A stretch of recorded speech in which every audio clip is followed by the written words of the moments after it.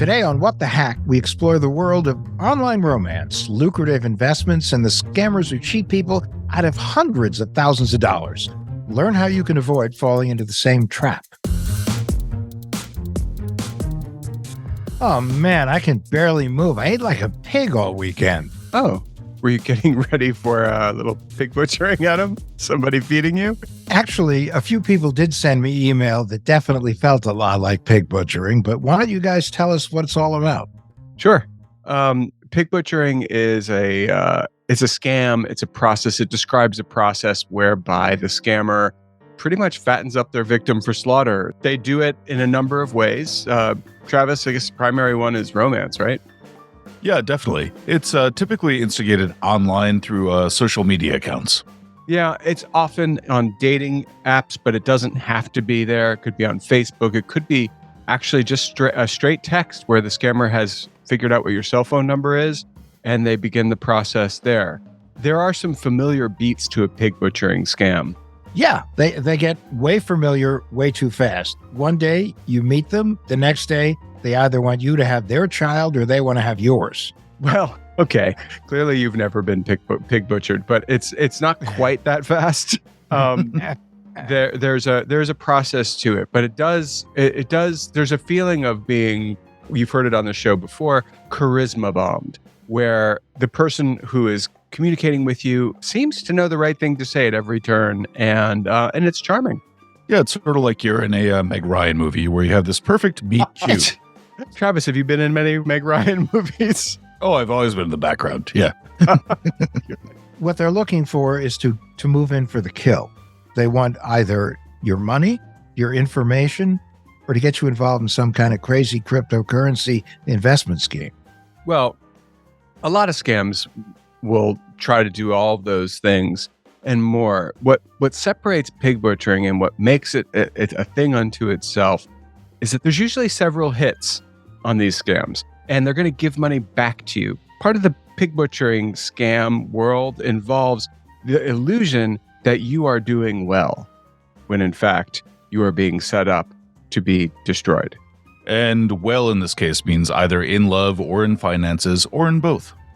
And today's story is an excellent example. It's perhaps the best example of pig butchery we've ever seen. Welcome to What the Hack, a show about hackers, scammers, and the people they go after. I'm Adam Levin. I'm Beau Friedlander. And I'm Travis Taylor. And today's story comes from Shreya Datta, a victim who lost $450,000 to this scam.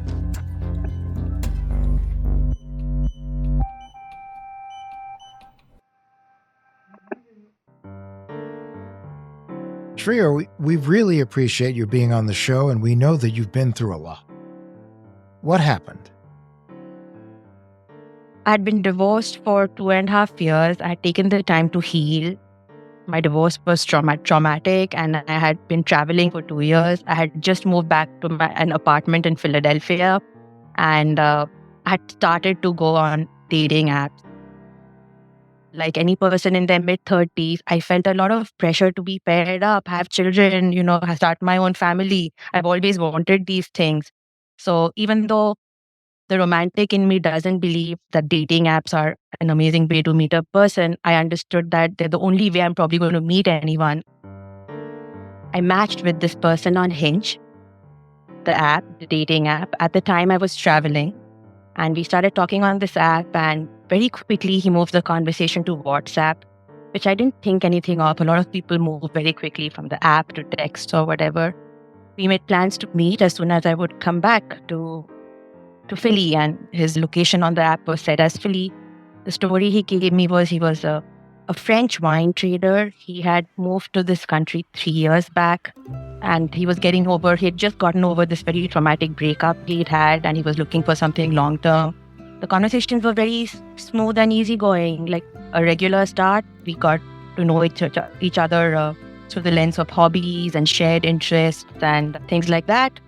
And that morphed into 3 months of some sort of a long-distance relationship. It sounds like this was the start of a typical relationship. It was very, very refreshing because I thought that I had finally met a high-quality, interesting man with a lot of shared interests. this was someone I could fall for, because it was nothing like my other experiences on dating apps where, it's very short, transient type of, interactions, not much depth. So this came across like a refreshing change. A polite, well-mannered person who's empathetic, kind, has all the qualities I look for, who is really into me. The amount of compliments and flattery was also amazing. I felt good about myself. We said I love yous, and it was a full-blown relationship within 2 months. It escalated very quickly. Did you call him your boyfriend? Kinda, yeah. Like, the mom, dad meet my boyfriend. That didn't happen. But when I would talk to a friend, they'd be like, I met someone really nice. I think he's my person. I didn't use the word boyfriend maybe as much. But in my head, I had found a person I could be with. He was even talking about moving closer to each other. The amount of future visioning. Like, he was talking about all these future things. But unfortunately, you're not on the show today to tell us about meeting your future partner. Something else happened, didn't it? I believe that if you're a good person, good things will come your way. But that's not what happened, is it? I found out he was a fraud. This was a scam. I felt very hurt and violated. But when I figured out it wasn't even a person, I felt like, what kind of world do we live in? Like, as a trusting, like nothing so bad had happened to me. I had a positive outlook about the world. It shook my belief system about everything I knew. Do I know anything? Do I know if black is black and white is white or up is down or anything? Can I even trust my decision-making process? So it turned my world upside down. Okay, this is really unsettling. We hear about a lot of romance scams on our show, and these fake profiles are all over dating apps. Yeah, I totally agree with you. And in your story, it wasn't just a heartbreak. Something more happened, didn't it? I got scammed out of a lot of money in between. I felt a lot of intense self-loathing, guilt, and shame the first couple of days when I realized I'd been scammed. Looking back, there were all these red flags, but if you have no context about such a scam even being a thing, I didn't know. I wasn't reading the news about the types of scams out there before I went on a dating app. I just didn't see them, and that's not uncommon. You're looking for something good, you're optimistic, you're romantic, you just don't see it. A lot of people, when you tell them the story that you got scammed, a lot of people will tell you, how could you that can't happen to me. That was stupid of you. But I know better. I know how messed up that was. I've been able to release some of the self-loathing and guilt as I've understood the nature of this scam.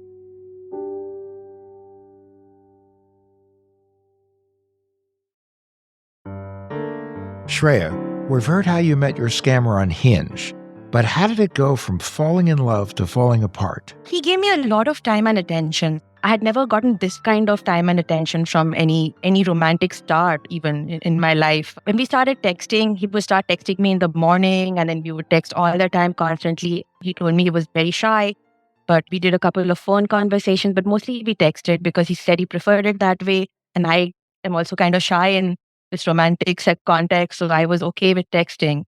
So a lot of texts, a lot of interest in what I was doing, what I was thinking. He got my trust that way. When I finished my travels, after 10 days of texting, I came back to Philadelphia. He wanted to set up some time to meet, but it didn't work out that week for whatever reason. I think he was getting ready to travel and I was jet lagged. And then he said he was going to go on a business trip to California. He'd be back in 2 weeks, but we're going to meet each other. We're going to have our first date. Long story short, he kept making good reasons to not meet me and planning elaborate meetings every 1 or 2 weeks. And after his business trip, he was supposed to meet his family. He had an uncle in California who was not doing so well health-wise. And he said he's going to take his uncle to the doctor. And turns out, his uncle got a cancer diagnosis. So now he's going to need to stay longer. So without my intention to get into a long-distance relationship, it just kind of morphed into one where he kept giving me one reason or the other to where he was unable to meet. One time he even made me take a week vacation because we were going to go on this trip. And he bailed last minute. So he was constantly selling me on this fantasy of us being like, he's from Philly, he's going to come back soon. It kept becoming a more and more intense long distance relationship. And he got my trust just by being there all the time, constant texting, love bombing is what they call it, I guess. So a lot of love bombing, what seemed like genuine interest in what I was thinking, a lot of deep conversations about life, about his experiences. What qualities about him seemed to draw you in at first? Oh, the fact that we had a shared immigrant story, that was attractive to me. I'm an immigrant. He seemed very empathetic and he was very polite. Normally on dating apps, everybody's talking to everybody. So in the beginning, it seems like people are ADDing all over the place, conversations start and then they don't go anywhere. But this guy seemed to be really focused on talking to me. He asked a lot of good questions, seemed like a patient listener. He had some of the same interests I had, very philosophical, deeply romantic, spiritual. I really enjoyed the conversations, and he had a very nice backstory about his origins in France, what made him decide to come to America, why he liked it here. So we really bonded on a lot of immigrant stuff. Yeah. As you look back, was one of the red flags this sort of doting attention, or was it, or was that just welcome after a divorce? You know what? Looking back, there were lots of red flags, but when I was in it, I didn't notice it as such because I tend to be kind of like a dreamy, optimistic, romantic type of person. So when confronted with that kind of attention, my thoughts were, oh wow, someone's really into me and they know what they want, and we obviously seem to like each other. Yeah. Basically, he got me in a space where I ended up sharing a lot about my vulnerabilities, my emotional landscape, things I'd been through. So there's some sort of trust that got built by sharing these like deep, trauma stories or stories about our past so that definitely helped me trust him more because, usually like I never thought it was a scam because in my mind, scams are short and quick. The amount of investment of time and effort that went into this person winning my trust was quite a lot. And I mistook that for serious romantic intention. Yeah. How many times during the day would you actually communicate with him? Oh my God, constantly. So that my day would start with a good morning message. It was very poetic and beautifully written. And then throughout the day when I was working, it would be like some of them would be real time when I had breaks in between meetings or whatever, but it was constant from morning till I went to bed. This guy was in my life.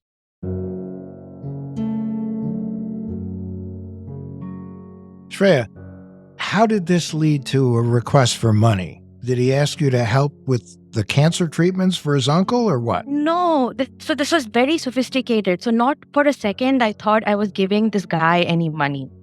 So here's how it started. He started talking about like shared hopes and dreams. Like he was serious and started talking about retirement plans. Very quickly, he led on that he was really well-to-do. Like he was going to be able to retire in 1 or 2 years. What was my plan? I have a regular tech job. I told him that was not in the realm of possibility for me. At which point he said, dream bigger. I'm here. Now that I'm here, I make a lot of money trading cryptocurrency. I could teach you. And then I was like, I'm not really interested. But then as he kept talking more and more about shared dreams, about how nice it would be to have this freedom and flexibility to retire earlier, travel more together. One of our common hobbies was traveling. I had taken 2 years off to just travel not off, but as a digital nomad to travel the country. So we talked a lot about traveling. So I decided I would learn. So he said, oh, it's completely okay. Start small. It's your own account. It's your money. I'm just going to teach you what kind of trades I make. So he sent me this link to this app, and I thought I downloaded what I thought was SoFi, the publicly listed bank crypto trading platform. But turns out it was the Mirror app.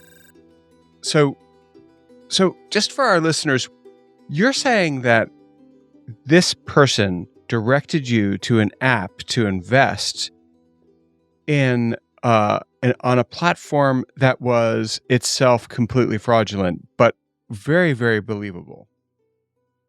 Nothing about it was real. It just looked very real to me. It had customer service, all the branding, all the logos, everything that you would think of.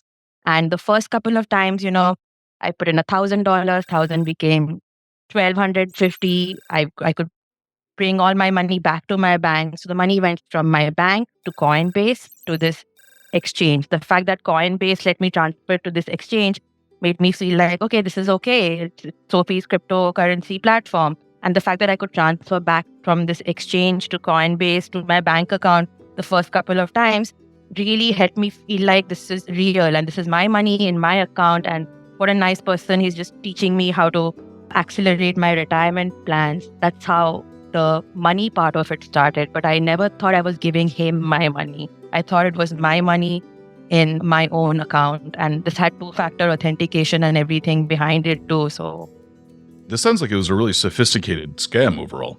yes. You could transfer the money that you made to your bank account and you actually saw the money there? Well, that reminds me of three-card Monty, the way that they play these tricks on the street where you win, and then they flip a switch and you start losing. What happened in this process? So I'm guessing you didn't keep winning all the time?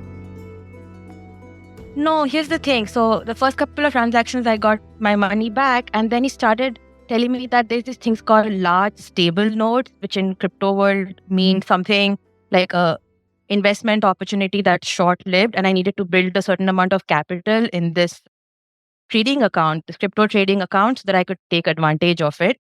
So I started putting in more of my savings into this crypto trading account, and he would set up at night, he would set up times where he would be like, okay, now we trade. He'll tell me exactly what trades to make. So buy this much for five minutes, so he'd tell me what to do and I would do exactly that in the app. And I would see my money multiply. Like I would see okay, I put in 20,000 today.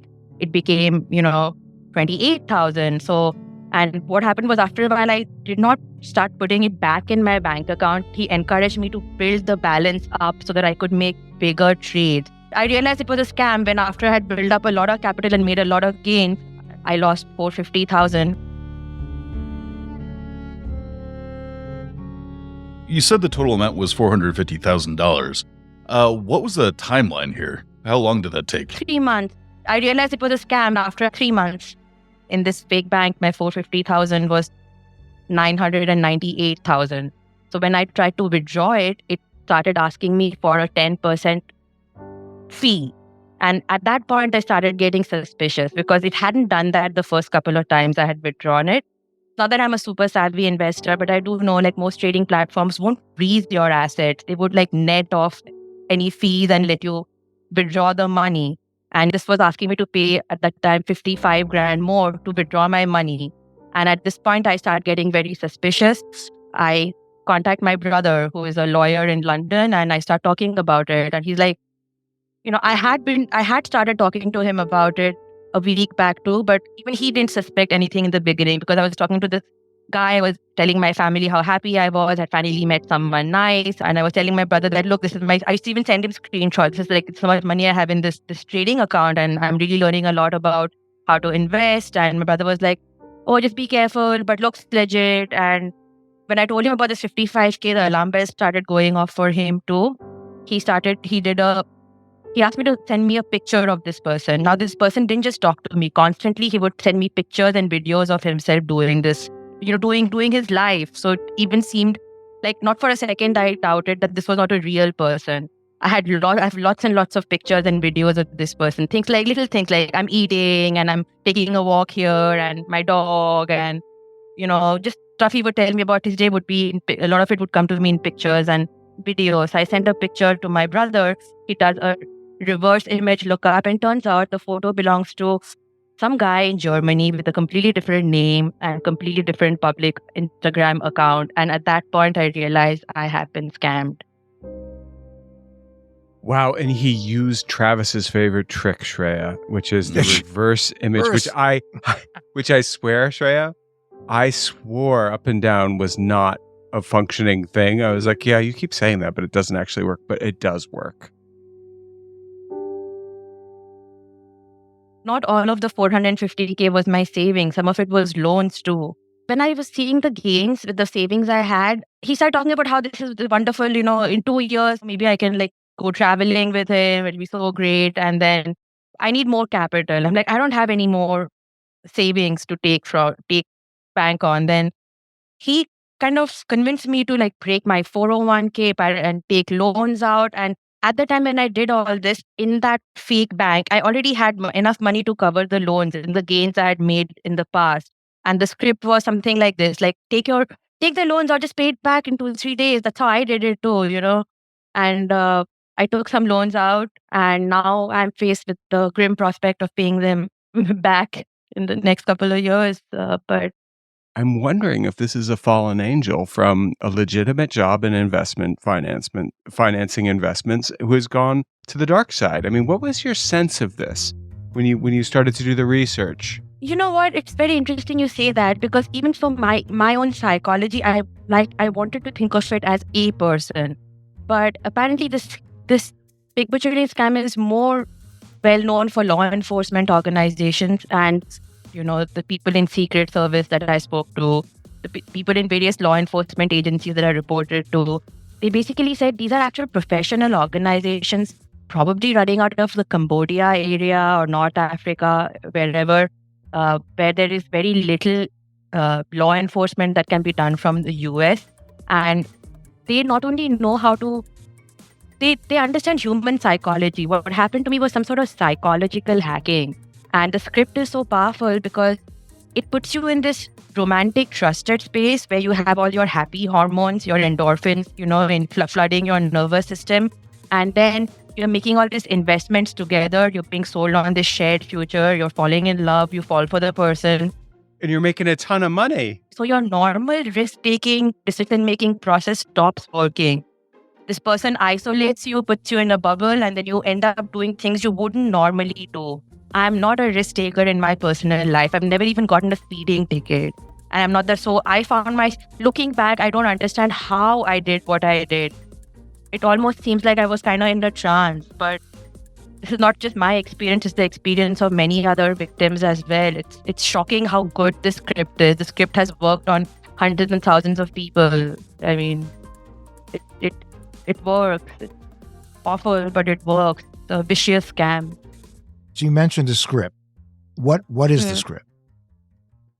When I say script, after I got scammed, I looked up pig butchering crypto romance. If you search for it, there's a lot of documentation about it. So I was not scammed by a person, I was scammed by an organization, and getting someone to trust a person by meeting them on a dating app or on LinkedIn, by, love bombing and, bringing them to this trusted romantic space, talking about your day, the food you ate, making up reasons to not meet, but keeping you engaging in a very intense romance, encouraging you, teaching you how to trade on crypto trading platform.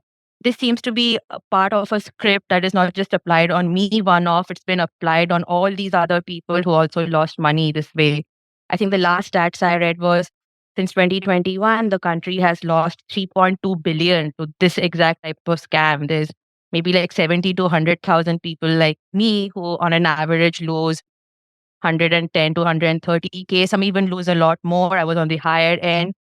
The term pig butchering comes from the fact that you fatten up the pig before you butcher it. So there is this, in the storyline always is a period where they encourage you to put a lot of money in this account at once so that you don't withdraw it, because they tell you some story about how this is a great investment opportunity and you need to raise capital. And so it's a standard script, like, it has varying degrees of penetration for different types of people. I caught it in 3 months. Some people catch it later. Some people catch it sooner. It depends on when you try to withdraw a large amount of money from this platform. Then you get hit with this 10% fee. And at that point, for some people, the alarm bells go off. And like me, they realize they've been in a scam. Some people try to pay that fee. And what I understand is, you never get your money back. These people just disappear on you. In my case, my scammer has no idea that I went public. Clearly, he's not in the country. He's still texting me trying to get this money.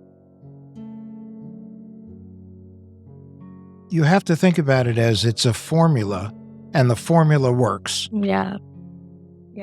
And they use the formula it's like their training ground for their own people. And I'm sure that they refine the formula Absolutely. as they see more and more people Oh my reacting. God. Inside the script, and this person pretended to loan me 120 grand of money. And I thought, wow, he's like, oh, I know you're having trouble getting capital, but I'm well to do here. I'll help you. And I was so grateful. But later on, I realized this is also part of the script to gain trust. It wasn't real money. It was just money in this, fake trading platform. It was a fake casino with fake chips, and you were being given some chips to gamble at the table. Yeah. How were you connecting to the app? Was it like a mobile app or a desktop? Or? It was like an app. It was a mobile app. Mm-hmm. Person sent me a link, and then I clicked on the link, and I was using the web interface for a bit. And then he said, yeah, they're testing this app. I'll teach you how to put the app on your phone. And looking back, this was a red flag. When you figured it out, what did you do? Did you report it to the police? Immediately, when I figured it out, I had a couple of things to do. My financial situation was looking very dire because these loans needed to be paid back. So I had to make sure that my money was okay. I was talking to bankruptcy lawyers. I thought I might need to file for bankruptcy. Then I immediately tried to report to law enforcement, and that can be very complicated because local PD doesn't view cryptocurrency as something they necessarily deal with. They'll take your report and then they will say, go file a complaint with FBI. FBI's process is this IC3 form. You file this complaint, you may never hear back. I don't know for sure to what extent FBI has made progress on my case. I know that I've been told they are investigating by the local PD, who now says that it is out of his jurisdiction. He has no update. The FBI is investigating this. Then you have to report it to your state's Office of the Attorney General. So I reported it to Pennsylvania Office of the Attorney General. And to be honest, they can do follow-up. If it was a regular crime, they could do something. But with cryptocurrency, they are out of their depths too. So they also told me, like, the FBI is working on your case. We can tell you the FBI is working on your case.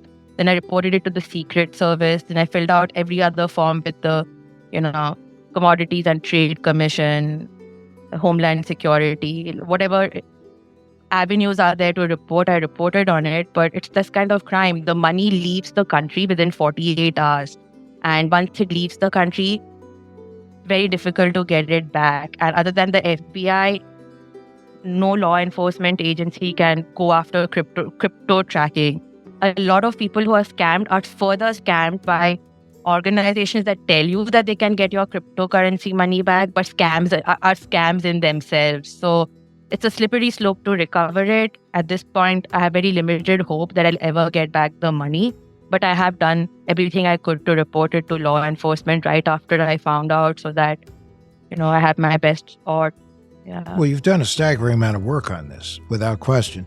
And it's also true, once the FBI and federal agencies get involved, that's the end of the jurisdiction for local law enforcement agencies. Yeah. So I imagine you must have told some of the places where you borrowed money what happened. Was there any recourse there, or are they just like too sorry for you? Or this is very sad, but this is why my heart goes out to people, other victims, and I'm experiencing this. This is a law enforcement gap. Law enforcement recognizes this as fraud and theft, but there is no laws that protect the victim from it. So the bank will tell you authorized this transaction. The fact that you were manipulated or coerced doesn't give them the ability to, rule a dispute in your favor. Coinbase, which I really feel like is the organization that I can most blame, they're supposed to have machine learning and AI that detects these fake platforms, but they let me transfer money to this place for 3 months. And right before I found out I was scammed, they sent me a note saying, oh, by the way, that was a fraudulent exchange. But I can't really do anything because they put all these disclaimers that, they are not responsible for any crypto. I should be very all people who do cryptocurrency trading should only do it with trusted, if they really trust the situation. But I thought I was in a trusting situation too, but I have no protection from Coinbase. And the fake exchange is no longer accessible. They took it down. I don't know, the investigation took it down, or they moved on, or whatever. But, up until 15 days back, I could show you the app where this fake money was. But now I have no access to it. So I have no protection from it. There is no legal protection. There is no financial protection. There is just, it is a very isolating, scary place to be. In fact, I'm one of the more fortunate victims. I have a well-paying corporate job. I'm very lucky. My parents just about gave me enough money to avoid bankruptcy. So now I'm in a situation where after making very severe, life situation changes, I've downgraded my living to pretty much student-like. I've avoided bankruptcy and I can keep doing my job. In a couple of years, I'll dig myself out of this financial hole. But I've heard heartbreaking stories about other victims who've lost everything. They had elderly parents to take care of, bills to pay, kids' college education on the line. A lot of suicides have happened. And a lot of people feel so much shame and guilt, they don't even report this type of crime. But the thing is that the only way that we're going to be able to get a handle on this is more and more people have to report it. And also there has to be legislation in this country. And as you know, there's an enormous effort for government agencies now to do more regulation of cryptocurrency transactions. And that's even the legitimate cryptocurrency transactions. Honestly, lawmakers are very behind on this. A person who trains law enforcement contacted me after I went public, and they said that they're focusing on all other types of crimes. The technology that the criminals use is way more advanced than the technology the law enforcement has. Even FBI has to investigate it. Get this, the FBI won't even touch these type of frauds till they're above 300K. The average fraud in this type of scam is like less than 100K. So there's all these people out there who just submitted a form, never heard back from anybody. I'm still a larger value loss. So yeah, maybe the FBI is investigating it. So law enforcement is not prepared and very behind. This is why, how quiet is this crime? 3.2 billion have been lost in 3 years, but 2 to 3 years, but no one's heard about it. Between the victims keeping quiet and not reporting it, lack of awareness in law enforcement and lack of laws, and the shame and the guilt that victims feel, this is the perfect crime. The criminals are nameless, stateless, can't be caught, and the victims have no protection. They really have found a way to take money out of America. Shreya, you have just done the elevator pitch for the book you're about to write. I wish you great luck in doing that. I got to monetize my trauma. Yeah. Pay off the loans, monetize the trauma.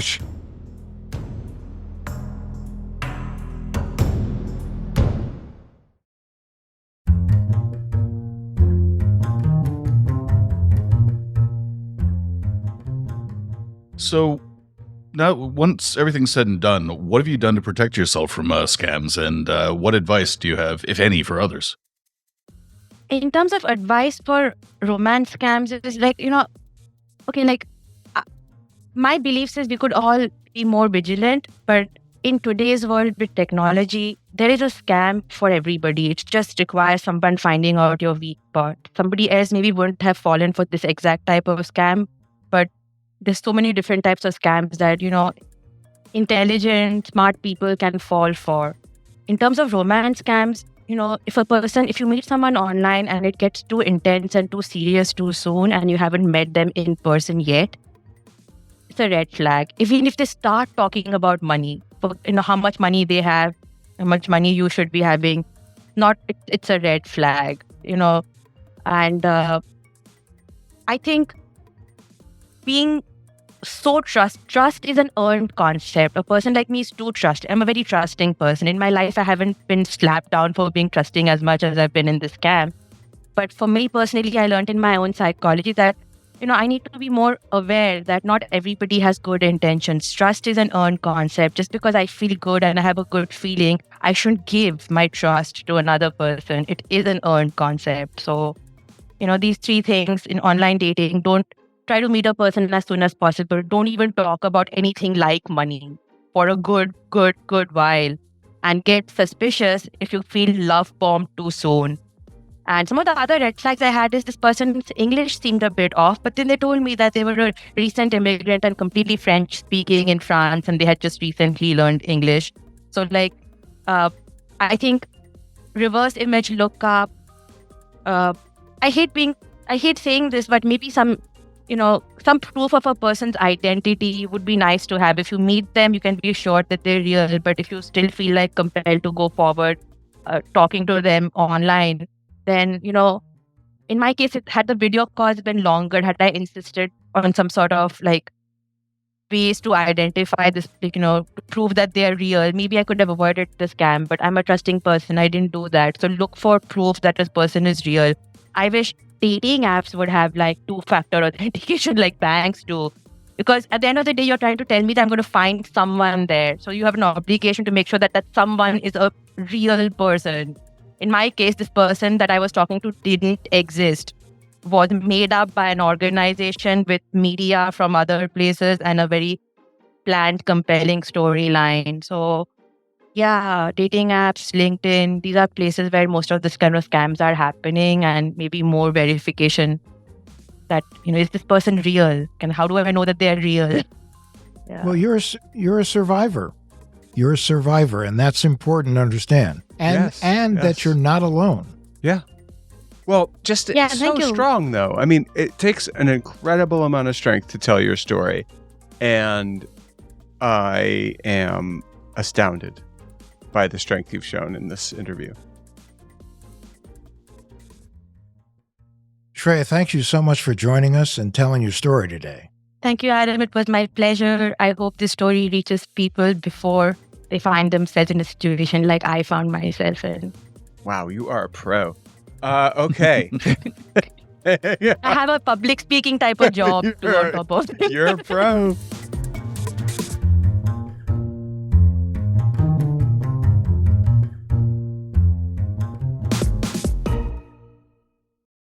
Okay, guys, it is time for the tinfoil swan. Our paranoid takeaway to keep you safe on and offline. Okay, Mr. Indeed. What is it this week? We recommended it a few episodes back that anyone who's been targeted by an identity theft scam or any other kind of scam should probably seek out some sort of mental health resource in addition to legal resources. But I thought it would be a good idea to offer a caveat about where they should go. A caveat, eh? Why don't you just say it in plain English, Mr. Travis? Well, a lot of people use mental health apps instead of seeing a real-life therapist. And it's not just for therapy. There are mental health apps for meditation, spiritual guidance. Well, yeah, I don't know if I lump them all together, but fine. Not all made alike, okay? Some of them are pretty sketchy when it comes to privacy. In fact, there's been a lot of reports about it. So if you combine the two, being mental health and mobile apps, you may end up sharing some deeply personal information with a lot more people and a lot more companies than you really want to. Really, any sort of app that's supposed to help your health isn't bound by the same protections as seeing a doctor or a medical professional. Even workout apps can collect and share sensitive health information. Okay, so, I think someone may take away that they just shouldn't use these mental health apps. And I would argue that there's a case for that. I, in fact, had to go do some therapy around a really horrible thing that happened in my life recently. I got a lot of help. But one of the things that the therapist I actually ended up hiring needed to prove was that he wasn't using these mental health apps and that he was going to just invoice me pen and paper. Because I don't want my data out there. I don't want people getting it. So what do you tell people who have those kind of concerns? I mean, overall, it's something where really anyone seeking out mental health assistance or not doing it at all on the basis of privacy, I would still have to err on the side of seeking out the help. Yeah, no, I think that that's true. And you are, in this day and age, going to be making a compromise on your privacy. But if it's a life and death situation, then you know what? You're going to either have to save your ass or your face. But what's really important, like with any app, is you got to do your homework. Yeah, I mean, privacy policies are usually a mess. No one can really make sense of them. But fortunately, there is a good resource out there for mental health apps that's been put up by the Mozilla Foundation. Wait, isn't that the place that makes Firefox browsers? Yep, it's called Privacy Not Included. And what they do is they read through the privacy policies and data collection policies of a bunch of the most popular mental health apps out there. And they let you know which ones are privacy friendly and which ones are a complete no-go. They also tell you why by breaking the privacy policies down into plain English instead of legalese, and they explain the red flags. Don't they do this for toys too? Yeah, there's a annual list that they release every year around the holidays of the most privacy-friendly gifts for kids that are internet connected. It's like a privacy-centric Consumer Reports. So where should people go? We'll put the link up to it on adamlevin.com, but people can just go to foundation.mozilla, and that's mozilla.org. Or you can just search for Privacy Not Included and it should take you right there. Sounds like a good resource. It almost sounds like one of my passwords. Anyway, that's our tinfoil swan.